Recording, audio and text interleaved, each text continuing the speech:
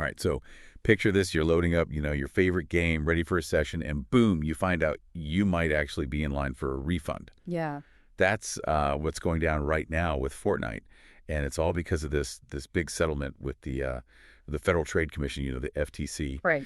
And we've got all the documents, the source material right here, ready to do a deep dive to really break down what this means for you. Absolutely. Yeah. This is a pretty big deal. It is, right. Like, back in December 2022, the FTC, they reached this massive $520 million settlement with Epic Games, the folks behind Fortnite. Yeah. And, at the heart of it are these allegations that that Epic used, what they call dark patterns, to kind of trick players into making purchases they didn't actually want. Okay, so whoa, hold on. Dark patterns. What are we talking about here? I've heard this term, but break it down. Okay, yeah, think of it like sneaky design tactics, right? Like things that sort of exploit, our psychology. Oh, interesting. Like, that brightly flashing button that makes it so easy to accidentally buy something? Oh, yeah. Or a cancellation process that's so confusing it's basically designed to make you just give up on getting a refund. Oh, totally. Yeah, I've seen that. Right. These tactics, they're all over the internet, honestly, but the FTC is saying they were particularly bad, aggressive in Fortnite. Gotcha. Okay. And this isn't just about a few accidental clicks, right? I mean, Yeah. The settlement also mentions Epic collecting personal info from kids without their parents even knowing. Exactly. Yeah. That's actually a whole separate part of the settlement, a $275 million penalty specifically for violating children's online privacy laws. Wow. Okay. So out of that huge $520 million, a giant chunk, $245 million, is actually going towards refunds for consumers, right? Yeah. And the FTC is not messing around. They're actually sending out these payments right now. Over 629,000 payments have already gone out, which is over $72 million. It's huge. And it's really interesting, right? Because it's not just a slap on the wrist for Epic Games. Right. The FTC is really taking these concrete steps to actually put money back in the pockets of players who might have been, affected by all this. Yeah. It averages out to about $114 per player. Yeah. Which for Fortnite people, that's enough to grab a battle pass, right, with the V-Bucks. Yeah. But I think even bigger picture, it sets this precedent, right? Mm-hmm. It shows that gaming companies, they can be held accountable for this kind of stuff. Yeah, absolutely. So okay, let's get down to brass tacks. How do you listening know if you're one of the people who might get a refund? Well, the FTC, they've outlined 3 main scenarios, 3 situations where you might be eligible. So first, those unintended purchases we were talking about, right? Mm-hmm.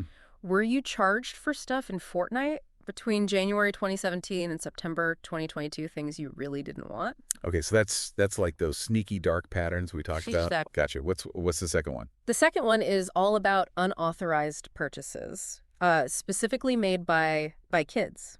Ah, okay. So if your child, maybe they made purchases on your credit card while playing Fortnite without your permission, and this was between January 2017 and November 2018, you might be eligible for a refund. It's interesting to me that this settlement covers such a long period of time. All right. It really shows how long these problems have been going on. Yeah. Okay, so unintended purchases, kids making purchases. What's that third scenario? All right, the third one, it has to do with account lockouts.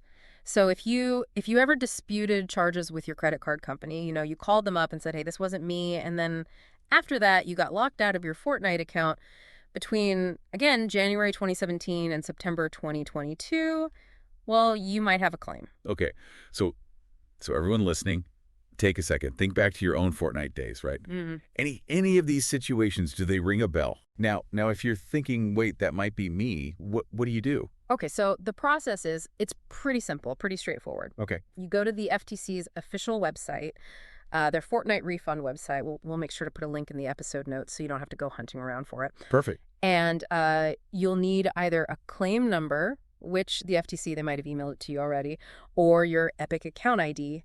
And really important, don't wait. Don't put this off because the deadline to file is January 10th, 2025. So that's less than a year away. Yeah. Set a reminder, right now, on your phone. Seriously, don't miss out on this. Okay, so you've got your claim. How do you actually, get your refund? What's the deal? Well, the FTC is giving you two options. You can choose PayPal, which you'll need to accept it within 30 days, or they'll send you a good old-fashioned check in the mail, but you got to cash that within 90 days. Okay. And I think this is important to repeat. The FTC is super clear about this.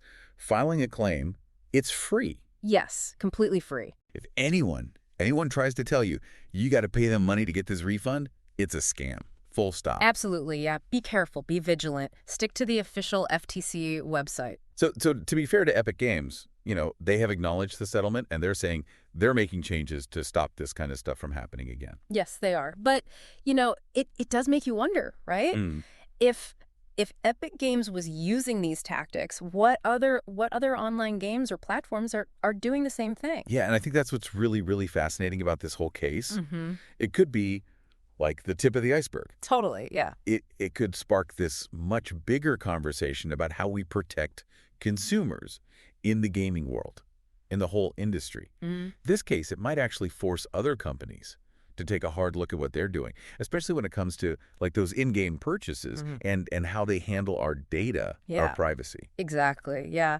This could be a real turning point in how we think about online gaming and our rights as consumers. So this deep dive, it wasn't just about, maybe getting some money back from Fortnite. It was about like knowing your rights, being aware of those dark patterns that might be out there trying to trick you. Yeah, and it leaves us with a big question, right? What does this mean for the future of online gaming? What other changes might we see? Because of this case that's setting a precedent, it's definitely something to think about. For sure. Well, that's our deep dive for today, folks. Mm-hmm. Stay vigilant out there. And informed. Yeah, and we'll catch you next time. See you then. Bye. Bye. Today is your lucky day. Today is the day that our $3 website works for you, paying you directly to your PayPal daily. Imagine $3 ongoing continuous payments to your PayPal account. Imagine falling asleep and waking up to $300 in your PayPal account. How would this make you feel? How could this help you? What bills could you pay? What kind of fun could you have? What does that retirement look like now? All for a one-time payment of $3. This website is DFY done for you, fully built and completely hosted, and never stops collecting payments for you. You have spent $3 on coffee on a regular, but that coffee won't help you create multiple streams of income. Click the link below.